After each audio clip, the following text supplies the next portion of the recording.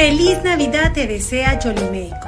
Pestañas con 50% de descuento. Combo, maquillaje, pestañas y ondas para que luzcas fabulosa. Y para cerrar con broche de oro, micropigmentación. Luce las cejas que tanto has querido. Y recuerda, tú eres única e irrepetible.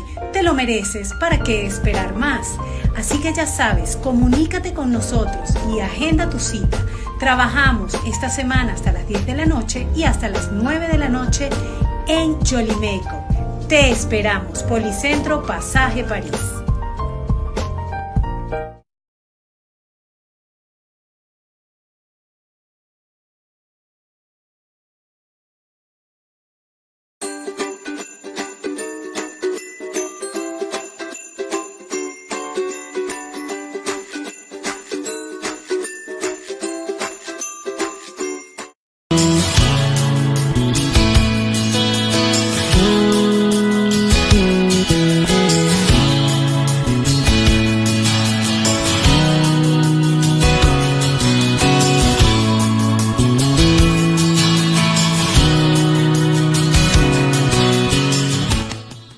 ¿Cómo está un nuevo programa? Amanece con nosotros y por supuesto con las mejores recomendaciones, así que tienes que estar conectado a través de www.ecuadorendirecto.com y también en Facebook Live, muy fácil y sencillo. Vas al buscador, pones Ecuador en directo y vas a la PC de videos y estarás conectada a nuestra programación. Y otra situación de la que quiero recomendarte es que vayas a Glamour Spa, que está ubicado en Chile 303 y Luque, porque tiene las gift card, como lo pueden ver aquí. Si no sabes qué darle a tu novia, a tu esposa, a tu suegra, tienes que darle una gift card para que se haga cualquier tratamiento facial y sobre todo corporal también, que solamente te lo puede dar Marixa Barreto. Y el día de hoy vamos a estar hablando de un tema importantísimo, sobre todo para aquellas personas que saben que va a haber una reforma económica. Bueno, son algunas reformas económicas que se vienen, pero realmente queremos saber cuál es la variable que va a existir, si sigue siendo lo mismo o no. Y para ello vamos a estar hablando con nuestro experto, el economista José Luis Andrade, que es director del Instituto de Economista de Economía, a ver, ¿cómo es? Ecuatoriano de Economía Política. Así es, ¿cómo está? Bienvenido. ¿Qué tal? Muy bien, muchas gracias por la invitación y muy contento de estar acá nuevamente. Por supuesto. Coménteme un poco acerca de estas reformas. Para empezar, estas reformas están todavía verse si se van a aprobar o no, o ya están aprobadas para empezar a ejecutarse. Entiendo que ya fueron aprobadas y falta que simplemente pasen al registro oficial. Sin embargo, lo que podemos decir grosso modo de estas reformas es que no terminan de ser un plan económico, ya que son un conjunto de reformas que lo que apuntan es a proporcionarle ingresos al fisco para solucionar parcialmente el problema que ha venido sosteniendo desde hace varios años y que no ha podido ser reparado ni por este gobierno ni en particular por el ministro de Economía que tenemos en este instante. Mire, súper interesante porque usualmente lo que la mayoría piensa o asume es que todavía eso está en debate y que todavía no existe una aprobación previa para poderse implementar. Ahora, dentro de las reformas económicas que están existiendo, no sé si George nos puede ayudar con la claqueta de información de las reformas que ya están por ejecutarse, como lo mencionábamos tras cámara, probablemente es en enero que se comienza a ejecutar. Vamos hablando punto por punto. Uno de ellos, de los que le habíamos mencionado anteriormente, ¿cuál sería el punto clave para que exista esta reforma económica que sea la adecuada y la viable para la situación en la que estamos viviendo? Bueno, lo que primero que tenemos que tomar en consideración es que después de la crisis que nos dejó el gobierno anterior, sea cual sea la medida, todas iban a tener algún tipo de impacto. O sea, reducir el gasto público implica reducir la nómina, aumentar los impuestos implica cargarle nuevamente al sector privado un problema más. El tema del endeudamiento son impuestos para el futuro y de hecho son más carga la deuda externa y eventualmente pues también la eliminación de subsidios. Vimos lo que sucedió, ¿no? Cualquiera hubiese sido la medida, siempre hubiese habido un costo, siempre hubiese, no, esto no es neutro, esto es simplemente reconocer que hay un problema y a los problemas en este momento se los solucionan con algún tipo de sacrificio. El gobierno ha optado por aumentar los impuestos nuevamente y lamentablemente lo que ha hecho es quitarle al sector privado una cantidad de dinero para meterlo él en la caja fiscal. Eso de ahí de ninguna manera soluciona el problema. Ahora, ¿Qué es lo que queda hacer? O sea, ¿qué es lo que necesitamos realmente hacer? Bueno, primero, el fisco lo que necesita es obtener ingresos permanentes para resolver un problema que tiene, un problema de fondo. El problema es que mes a mes gasta más de lo que ingresa. Entonces, o soluciona el problema reduciendo el gasto o soluciona el problema aumentando los ingresos. En este sentido, pues bien podría suceder, mientras tanto, que efectivamente se intenten monetizar los activos que posee el Estado. Es decir, vender empresas públicas que en este momento no tienen por qué estar en manos del sector público y que podrían representar un ingreso temporal, ojo, temporal, no permanente, para las arcas fiscales, de tal manera que mientras se da la transición hacia una reducción importante del tamaño del Estado, hacia una reducción del gasto público, hacia una reducción del peso que éste ejerce sobre la economía del Ecuador, pues nosotros tengamos tiempo para hacer esa transición de una manera menos dramática, de una manera menos impactante, sino un poco más, digámoslo así, amortiguada, así, un poco más amigable, un poco más llevadera. Esto es como decir, ok, listo, vas a hacer dieta, pero empecemos poco a poco y claro, no de un día para otro cierres la boca. Exacto. O sea, claro, puede tiene ser que ser duro, un ¿no? proceso para que se pueda adaptar. Tiene que haber para un que proceso. no se vea el impacto al bolsillo ni tampoco el impacto al público, porque dentro de las medidas que estábamos analizando, como lo acaba de manifestar, va a haber la reducción de personal, aunque ya está. Pero se va a reducir más. Pero o sea, en el fondo se necesita que haya una reducción un poco más significativa, ya, pero yo si creo, ya ha habido yo creo que aquí el orden es importante, ya. Y una cuestión es que la economía empiece a reactivarse, que tengamos tasas de crecimiento positivas, que veamos al Ecuador despegar, que observemos nuevos acuerdos comerciales firmándose, que las expectativas del público cambien, y en ese instante, cuando ya la economía empieza a generar empleos y oportunidades para los ecuatorianos, pues tú digas, bueno, ahora sí es hora de ir por este otro sacrificio, para que la gente del sector público, que ya no es necesaria en el sentido de que se encuentra haciendo tal vez una doble labor o simplemente se encuentra en algún ministerio que la verdad poco valor agregado le ofrece a la sociedad, pues pase al sector privado. Pero el sector privado tiene que estar listo para asimilarlo, tiene que estar listo para incorporarlo al sector productivo, pero claro, para esto el sector privado tiene que empezar a crecer. Y ahí es donde juega un rol importante el tema de las reglas, el tema de fondo y el marco en el cual se van a desenvolver las actividades económicas. Claro, o sea, realmente el tema se tiene que aplicar de la manera correcta. Ahora, le pregunto algo. Estas reformas económicas como tales, ¿se acuerda que las había hecho el antiguo ministro? Estas nuevas, ¿quién las está elaborando? ¿El mismo? A ver, ¿O si hubo ese enlace? La misma cartera de economía que lanzó en este momento este paquete de reformas fue la que planteó el anterior, la anterior reforma, que de hecho no fue aprobada en el Congreso, y asimismo el que propuso la eliminación de los subsidios. Yo creo que la diferencia ahora entre esta reforma que acabamos de aprobar y la que no se aprobó hace un momento es simplemente que en esta ocasión el gobierno empezó hablando con los líderes de las bancadas legislativas, de tal manera que hizo más, al menos les dio el pretexto a decir de que en esta ocasión había diálogo, al menos, no sé, tal vez hicieron el lobby suficiente o conversaron lo suficiente para decirle, mira, hermano, no tenemos otra alternativa, o de momento no encontramos otra alternativa, y por favor, pasen, ayúdennos un poco, porque al final del día, es en diciembre en que el fisco tiene que hacer mayores desembolsos. O sea, aquí de por medio no solamente están los salarios de los servidores públicos, sino también los décimos. Y tienes que cerrar un presupuesto. Entonces, en medio de eso, el gobierno en diciembre experimenta mucho más gastos y necesitaba algo de dinero. Ahora, lo que debemos entender es que al final del día nosotros tenemos un sector público demasiado grande, ya producto de que cuando en el gobierno anterior hubo un boom petrolero, el expresidente lo que hizo fue aumentar los salarios de los servidores públicos de manera tal que hubo un diferencial importante entre lo que se paga en el sector público y lo que se paga en el sector privado. O sea, en el fondo, aunque obviamente es agradable para alguien que está en el sector público recibir mayores ingresos, lo que no es agradable y lo que no es sostenible es que estos ingresos provengan del sector privado, un sector privado que se encuentra deprimido, un sector privado que al final del día no termina de encontrar, digámoslo así, la luz al final del túnel. Por eso es necesario que la agenda sea primero la economía, luego las finanzas públicas. Exacto.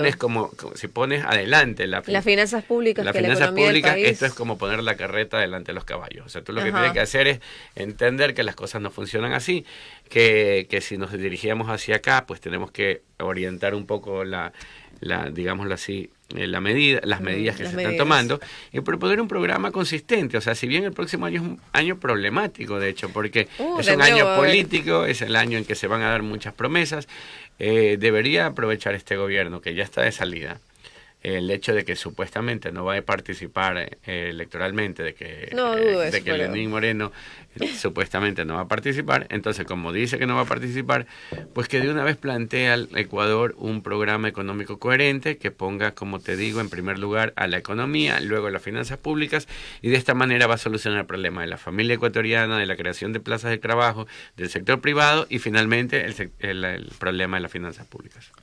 Sí, o sea, y de hecho hacía esa pregunta exactamente por la misma razón. ¿Quién las había reformado? Porque sabemos precisamente que no fue la manera más óptima y por eso hubo tremendo revuelo, aunque era lo más favorable porque no hay de salida, pero lo que se quiere ver es que se evitar nuevamente esa confrontación de alguna otra manera, porque seguirán los mismos que están. Bueno, lo que pasa es que para todo es necesario conversar, pero no, o sea, no el diálogo de sordos, o esto donde sentamos a la gente, nos tomamos la foto, pegamos el selfie y decimos que estamos dialogando. O sea, es necesario comunicar. La comunicación es importante, por eso espacios como este le permiten a la ciudadanía entender el porqué de las reformas. Y enterarse, porque a veces ni se enteran. Y enterarse, claro. Si se enteran es cuando ya te ves y tú vas a la gasolinera y pum, o vas cuando te dicen, claro, pero no tienen conocimiento de las que está sucediendo actualmente y se requiere. Yo te diría que en suma hay que tomar como ejemplo qué está sucediendo y qué sucedió en Chile. Cuando las primeras reformas económicas se dieron en Chile, ya cuando los Chicago Boys alteraron el curso de la economía de Chile para siempre y para bien, estos Chicago Boys, o sea, los que hicieron economía en ese país, eran profesores todos. Y tuvieron la, digámoslo así, la habilidad y no sé, el buen tino de comunicar esto a través de la prensa, de comunicarlo en todo momento, de ir a todos los programas de radio, televisión y la prensa existente en aquel instante y explicar por qué razón era necesario tomar este conjunto de medidas y explicar cómo estas iban a traer prosperidad a Chile.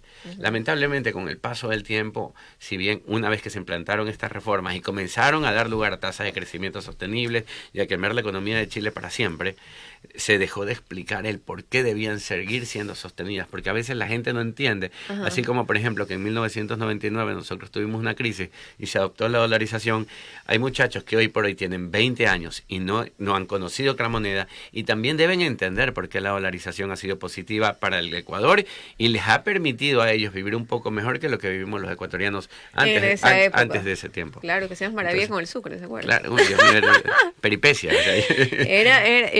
Era un poco complicado en ese entonces. Claro. Entonces, probablemente el mensaje subliminal es que estas reformas sí van a ser la manera, por así decirlo, la solución. No. De alguna otra manera, ¿o no? Esto es simplemente meterle la mano al bolsillo de los ecuatorianos para solucionar el problema del fisco. Esta cuestión es como que yo tenga, no sé, no puedo pagar la letra de mi auto y les pido... Pero, ¿cuál sería la mano en el bolsillo de ustedes dos y pago la letra, ¿no? O sea, así no funcionan las cosas. Pero ¿cuál sería la solución aplicable real para la economía, más no para el fisco? ¿Qué es lo que tenemos que hacer? En este momento, la agenda del gobierno debería centrarse en firmar acuerdos comerciales. O sea, ir a Estados Unidos y decir, me voy a sentar aquí hasta que no salga con un acuerdo comercial. Y va a tomar tiempo, pero al menos va a enviar las señales adecuadas. Firmar la Alianza del Pacífico, que es un acuerdo de comercio que integra a las economías más grandes en este momento y probablemente, y que permitiría al Ecuador reducir sus costos y aumentar sus niveles de productividad y competitividad. En el Ecuador se habla mucho de que tenemos bajos niveles de productividad, de que tenemos bajos niveles de competitividad, pero no vamos a elevar nuestra competitividad ni nuestra productividad mientras sigamos elevando los impuestos. O sea, en este momento los ecuatorianos deben comprender que dentro de poco nos va a salir un poco más caro la conexión, digámoslo así, de teléfono, o más claro, en las facturas nos va a salir un valor diferente, ¿ya? Y si tienes Netflix o una empresa o un servicio como este, también te va a costar un poco más. Y bueno, y aunque tú digas, bueno, tal vez en el caso de lo último que mencioné me cuesta $1 más o algo así, y en el caso de telefonía celular me cuesta $2, $3 más, por poner un ejemplo, pues, y tú digas, bueno, parece poco, pero lo cierto es que esto le resta productividad a la economía del país, porque nosotros utilizamos el teléfono para todo, ya, para Dígamelo todo, a mí, eso es absolutamente mi- para todo. De hecho, cuando sales de tu casa, si se te queda ese aparatico, regresas, ya. Y si no, mandas a alguien a tu casa a buscar esa cuestión como si fuera Sí, misión te sabe imposible. eso. Ya. Entonces, sin teléfono hoy por hoy no estás No conectado estás conectado, no estás punto en nada. al punto de que ya nuestros hijos tienen un teléfono o medio te deshaces del que tienes en este momento y prácticamente lo heredan en vida, ¿no? Para poder localizarlos y preguntarles dónde estás. O sea, de hecho, los teléfonos no solamente ayudan a la conectividad y a la productividad y a la competitividad en sí, sino que hacen que la gente viva mejor, porque ahora tú puedes llamar de repente a tu hijo y le preguntas directamente cómo estás, qué tal tu día de clases, o sea, está todo bien, hay un temblor, mijito se encuentra bien, usted, sus compañeros, o sea, en tiempo real obtienes información que en el pasado no teníamos. O sea, Claro, pues el pasado tú tenías que correr a la escuela. claro, tenías que para correr ver qué estaba pasando. y esperar que todo esté bien. O la época del Viper, ¿se acuerdan? Claro, yo me Eso acuerdo. era peor, pues. Era un mensaje, cómico. pero sin contestación alguna. Pues. Claro, y no todo el mundo tenía Viper, así que Claro, no solamente todo. ciertas personas eran a las cuales tú podías conectarte y esperando que la persona que estaba en medio haga bien su trabajo y tú le decías, por favor, pero es urgente, necesito. Y claro, era para salir a festejar y una serie de cosas, pero en todo caso mucho ha cambiado la conectividad, mucho ha cambiado el tiempo y la realidad que vivimos en el Ecuador y en el mundo. Y lo que sí debemos hacer, porque al final del día no hicimos todo lo que se necesita hacer, es dejar de ser el último vagón del tren para pasar a estar adelante o utilizar por primera vez un tren bala. O sea, no podemos ser los últimos en todas las reformas que son necesarias. Claro. Ahora, analizando el tema a nivel global, vemos que todo lo que es Latinoamérica ha pasado por estos procesos. Y sí, ha habido un problema ¿Cuál ha sido el persistente. efecto para que se dé esta situación? Bueno, yo creo que... ¿En qué se parecen para que lleguen a esta confrontación? Porque Bueno, ha pasado de todo. hay elementos en realidad, hay coincidencias y hay realidades muy particulares, ¿no? En el caso del Ecuador, el detonante fue la eliminación del subsidio. En el caso de Bolivia, que menos mal yo creo que transita para mejor lugar, fue el robo de la elección por parte de Evo Morales. En el caso de Chile fue el aumento de la tasa de uso del metro, y que tampoco era mucho. Ya Oye, pero Chile quedó devastada. ha quedado devastada, pero ahí es donde es necesario precisamente enfatizar por qué razón está sucediendo lo que sucede en Chile. Yo dije, los chilenos en el pasado le explicaron a la ciudadanía chilena el porqué de las reformas. En la actualidad, o sea, en cierto modo, porque no digo que no hayan instituciones que se dedican a esa labor divulgativa y educativa, en cierto modo se ha dejado de explicar por parte del empresariado el porqué de la necesidad de un sistema abierto, integrado al mundo y que funciona como funciona.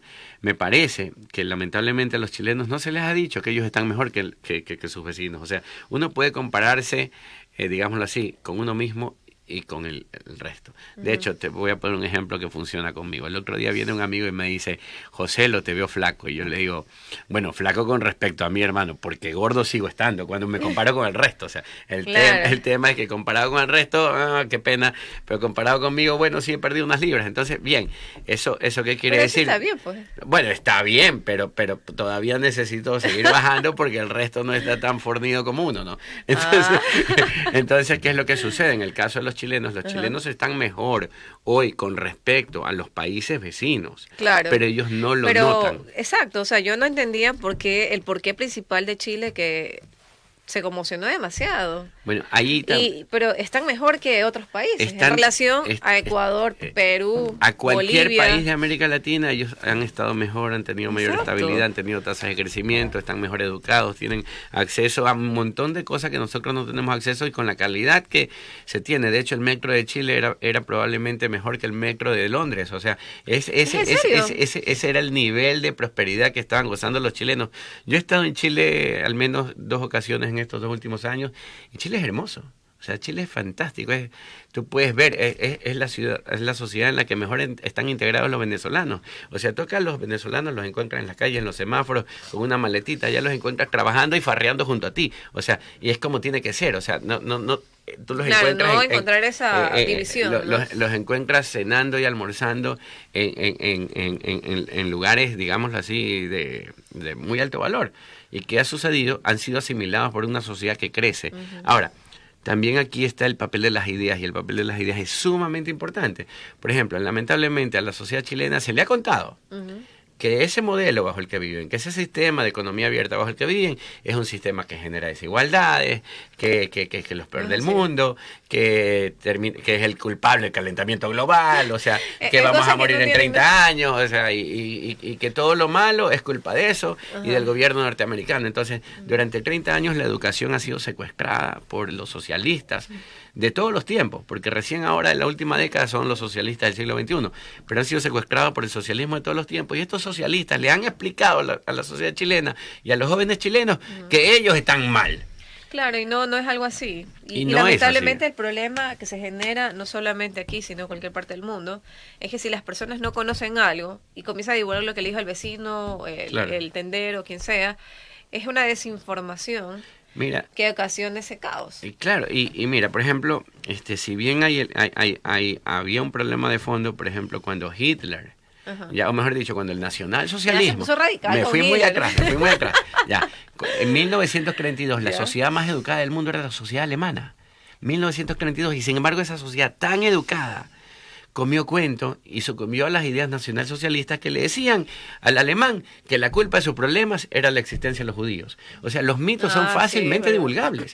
Y en este caso, por ejemplo, y no pasa muy lejos, acá en Ecuador y en el resto de América Latina están diciendo, no, que los venezolanos, que los venezolanos, que los venezolanos.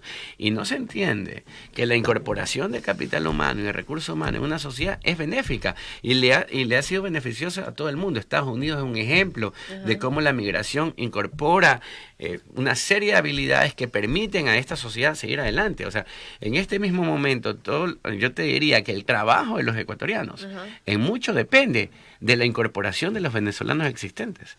Ahora, esto es un poco más difícil de decir. Es un poco más complicado de explicar, ¿no? A ver, yo te diría que, de hecho, no es complicado de explicar. El problema es que no es políticamente correcto mencionarlo. No, ese es el nombre de otro programa, amigo. No.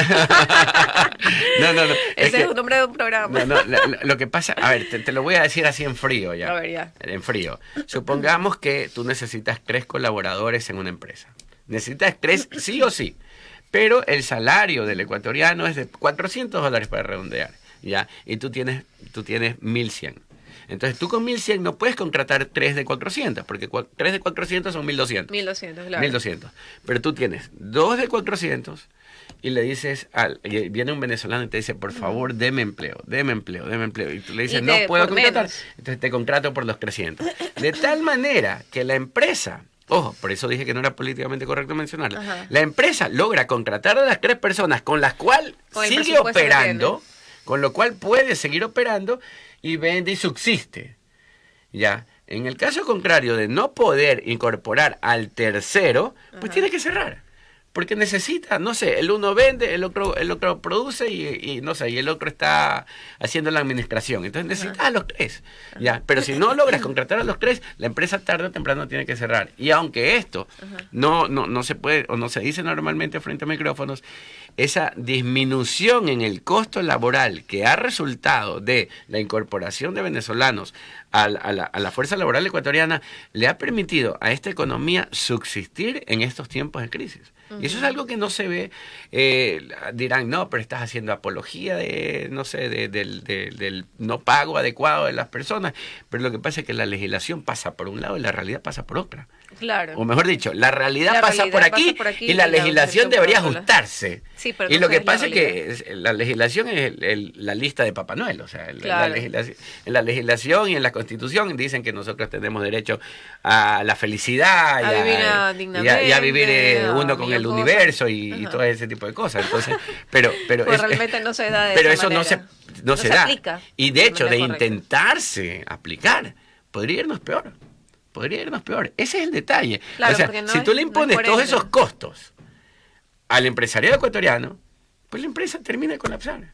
Esa es la Claro. realidad. Entonces, Como empresarios también ellos tienen muchos costos y roles por pagar, entonces es incoherente un poco lo uno con lo otro. es que lo que pasa es Y que la legislación no en está el un actuando de la lado manera está correcta. el empresario viviendo la realidad y haciendo día a día milagros para subsistir y vender, y en el otro lado está el político diciendo, tranquilos que yo les voy a aumentar el salario, y aunque no tienen nada que ver el uno con el otro, este es el que dicta cuánto va a ser el salario.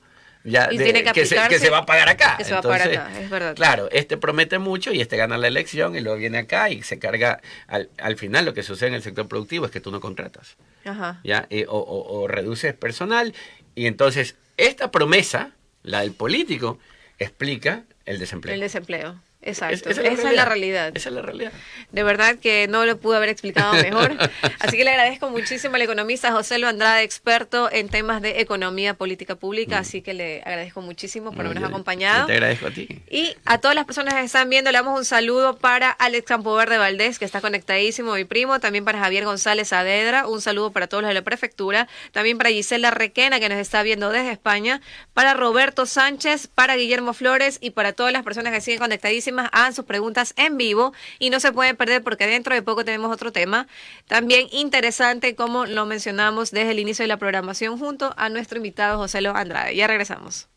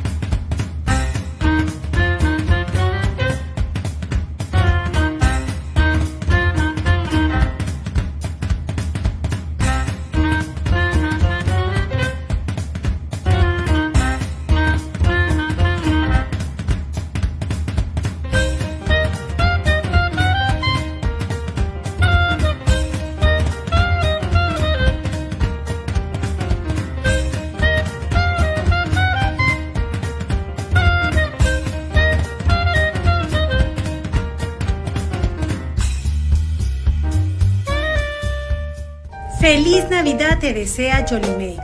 Pestañas con 50% de descuento. Combo, maquillaje, pestañas y ondas para que luzcas fabulosa. Y para cerrar con broche de oro, micropigmentación. Luce las cejas que tanto has querido. Y recuerda, tú eres única e irrepetible. Te lo mereces, ¿para qué esperar más? Así que ya sabes, comunícate con nosotros y agenda tu cita. Trabajamos esta semana hasta las 10 de la noche y hasta las 9 de la noche en Yoliméico. Te esperamos, Policentro Pasaje París.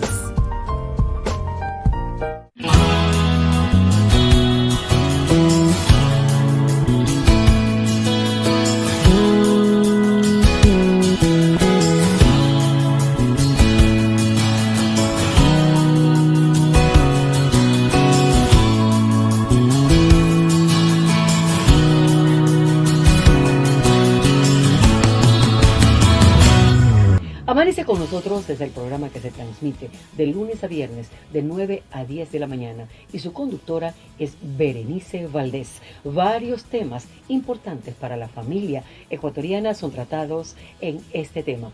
Amanece con nosotros, Ecuador en directo.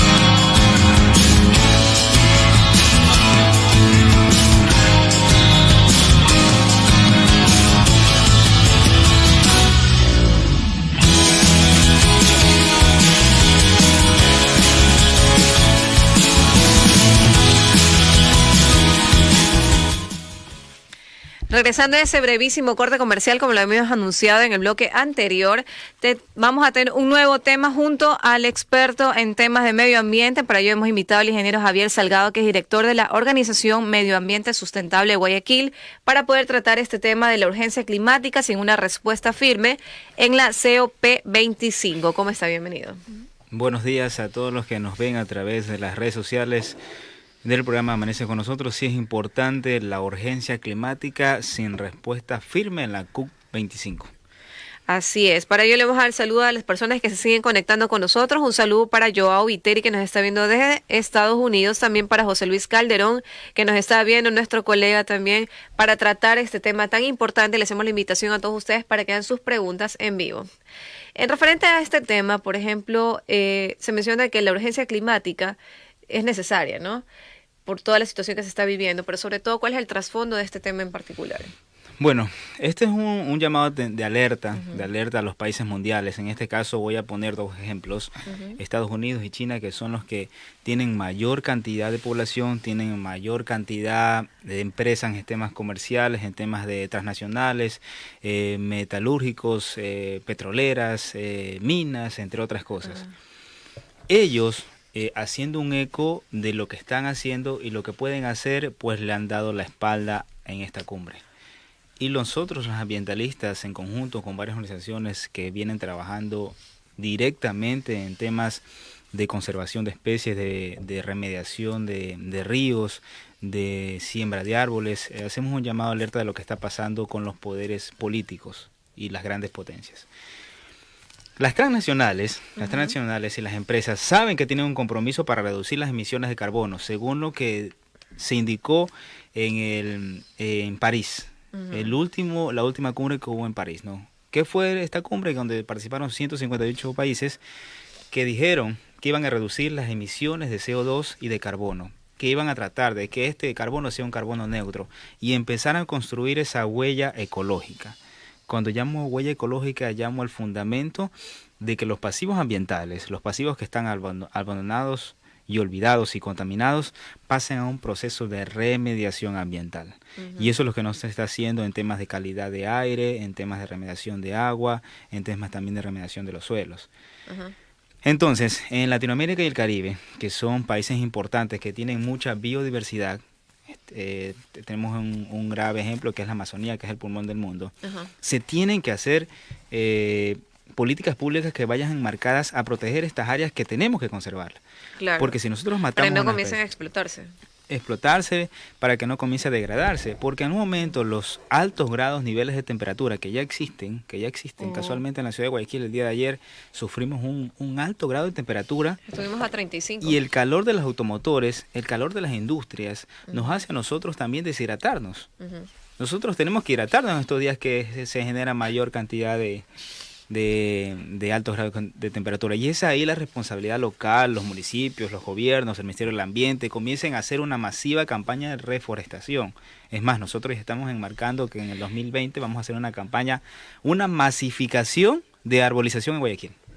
Claro, por el tema de regeneración urbana que no se ha implementado de la manera correcta. Sí, cuando yo digo una regeneración urbana, que ese término está mal empleado para lo que se debe hacer, sí. En realidad, para lo que se ha hecho. Para lo que se ha hecho y lo que piensan hacer, en realidad. Nosotros, si creemos una regeneración urbana, tenemos que pensar con una visión de sostenibilidad. No lo digo yo como ambientalista, que llevo trabajando 11 años en la ciudad y cada vez encuentro un problema de contaminación diferente en la ciudad, no solo en la ciudad, sino en los cantones que he visitado.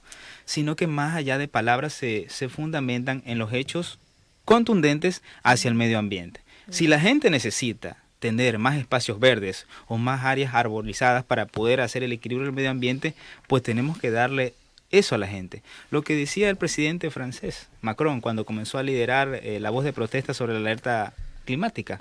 Él dijo, yo me encargo de liderar en todos los países de primer mundo y países de Latinoamérica a comenzar a hacer un tema ambiental totalmente radical, que ayude al medio ambiente, que no destruya.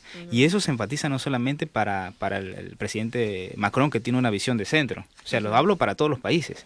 Esto no son decisiones políticas que solamente van a afectar a un grupo de personas, porque no vivimos en una cápsula y no tenemos vida todavía en Marte para poder decir que nos vamos a trasladar a otros lados para poder hacer esta restauración. Cuando yo hablo de restauración, que aquí en las cumbres, en la CUM 25, en los tratados de Kioto, en los mecanismos MDL, en todos los acuerdos que han habido a nivel del mundo y que lo han marcado la historia, es importante hacer esta conciencia ambiental. Y eso es lo que está haciendo Greta, una joven ambientalista que está dejando de estudiar y que deja un legado a muchos jóvenes. ¿Estás dejando de estudiar? Está dejando de estudiar. ¿Sabe Para por qué está? recorrer y comenzar esa Exactamente. campaña. ¿Sabe por qué está dejando de estudiar, abogada Berenice? Ajá, ¿por qué? Porque ella quiere sembrar en los niños y en los jóvenes un liderazgo ambiental. Y eso es lo que estamos haciendo nosotros, Bueno, articulando tiene eso. una parte errada de ese tema, dejar de estudiar para ser líder. Porque la única manera de ser líder es teniendo conocimiento. Para ello necesita Capacidad. estudiar. Lo que pasa es que ella no está yendo a su escuela, pero está estudiando en una forma autodidacta, porque ella tiene asesores también ambientalistas, ingenieros que las acompañan en sus recorridos. Ah, eso Acuérdese sí, que ella porque está si dejando deja de de estudiar, imagínate. ella está dejando de viajar en aviones para reducir las emisiones de carbono y está viajando por el mundo en barco. Y está viendo que los polos se están derritiendo. Y eso es una alerta de atención. ¿Saben por qué? Porque nosotros estamos en una zona costera en Guayaquil. Y no se han dado cuenta que todo nos rodea es agua. Si no es la cuenca baja, que es el río Guayas, tenemos el estero salado. Si nosotros cavamos un hueco debajo de este estudio y que estamos cerca del manglar, tenemos agua. Ajá. Y eso es lo que no se dan cuenta, que nosotros también pasamos de un proceso de relleno a un proceso de lo que tenemos ahorita, una ciudad que también es de suelo y cemento, sí, pero debajo del suelo y cemento hay agua.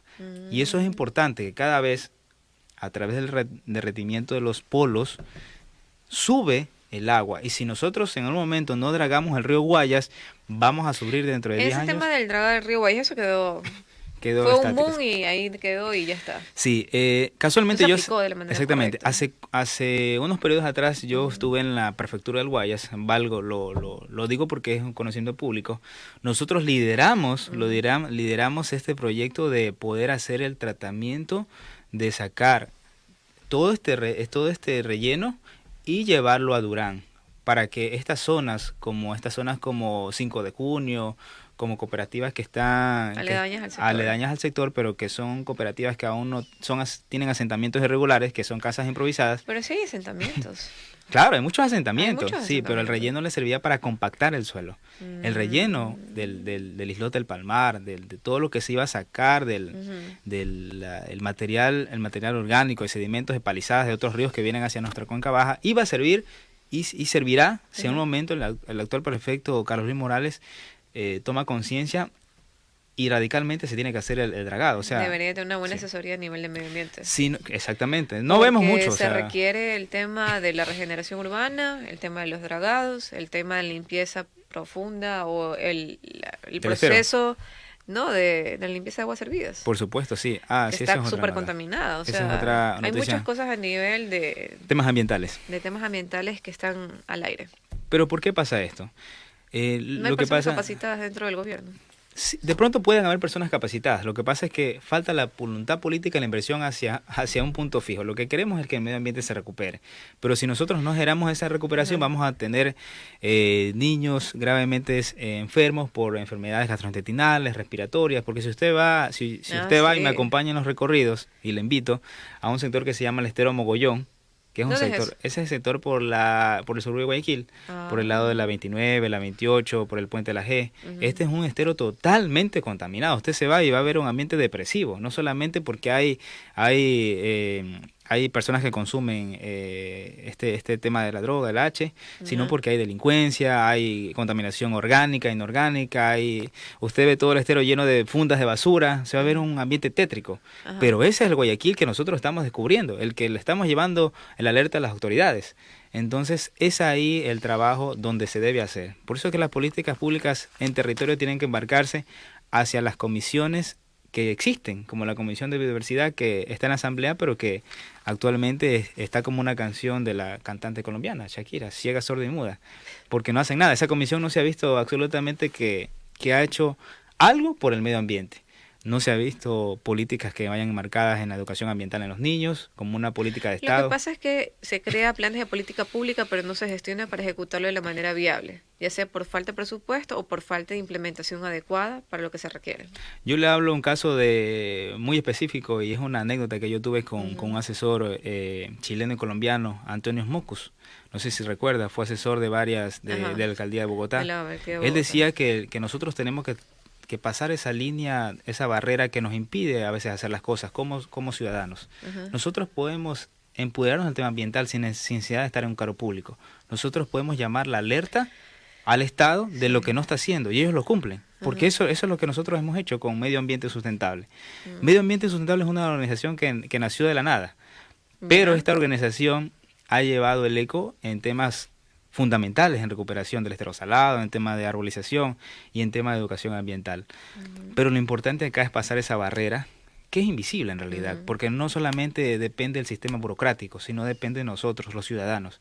Si ustedes y los que están aquí en cabina comienzan a generar un eco de lo que está pasando en la ciudad, de la contaminación, porque todos queremos vivir un ambiente contaminado, nuestras familias quieren no vivir queremos un ambiente contaminado. Eso sí.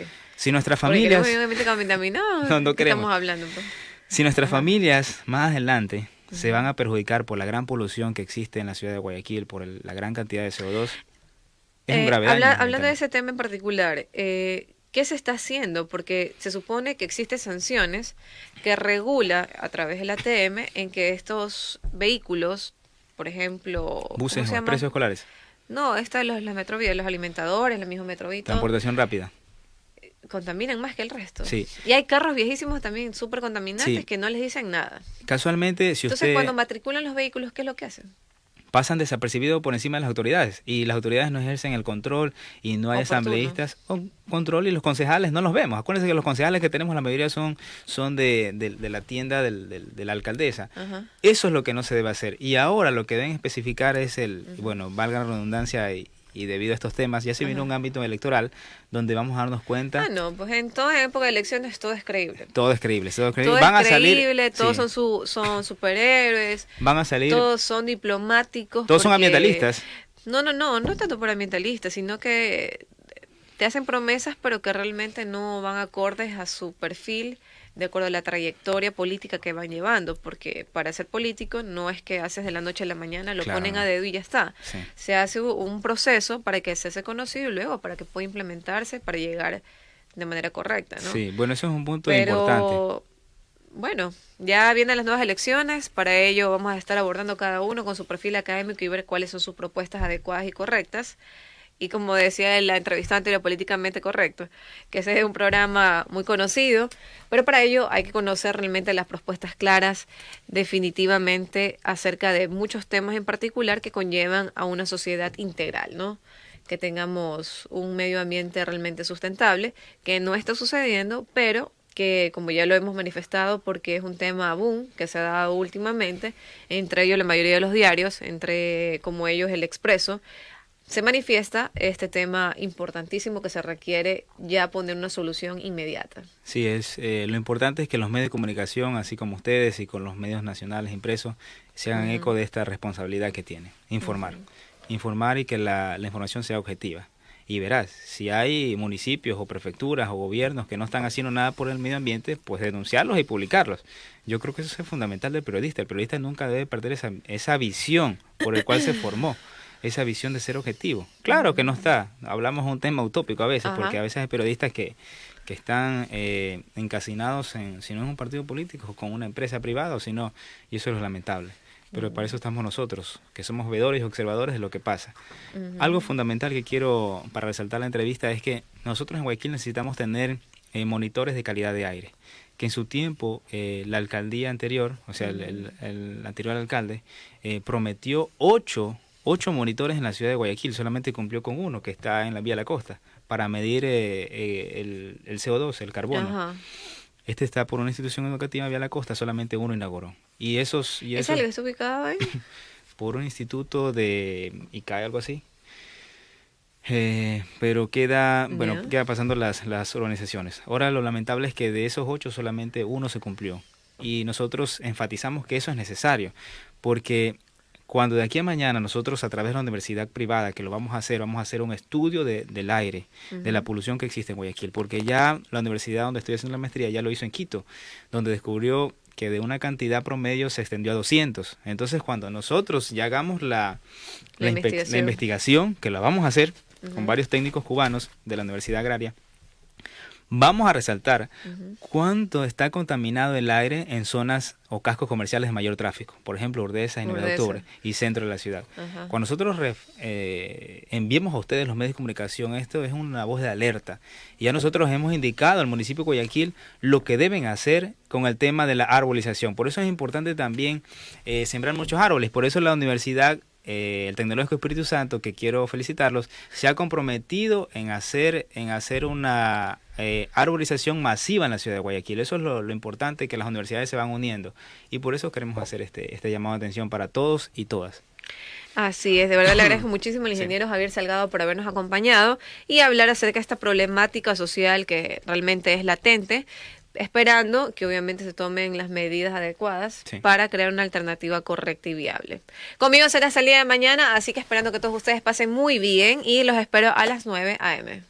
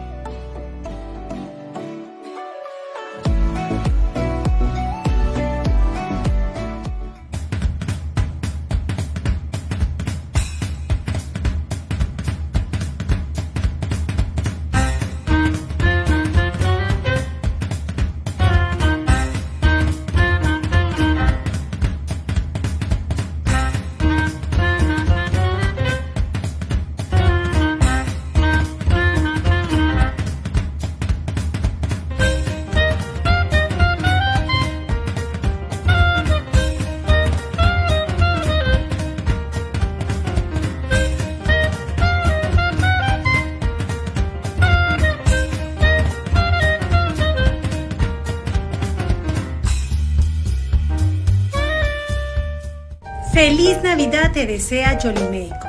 Pestañas con 50% de descuento. Combo, maquillaje, pestañas y ondas para que luzcas fabulosa. Y para cerrar con broche de oro, micropigmentación. Luce las cejas que tanto has querido. Y recuerda, tú eres única e irrepetible. Te lo mereces, ¿para qué esperar más? Así que ya sabes, comunícate con nosotros y agenda tu cita. Trabajamos esta semana hasta las 10 de la noche y hasta las 9 de la noche en Yoliméico. Te esperamos, Policentro Pasaje París.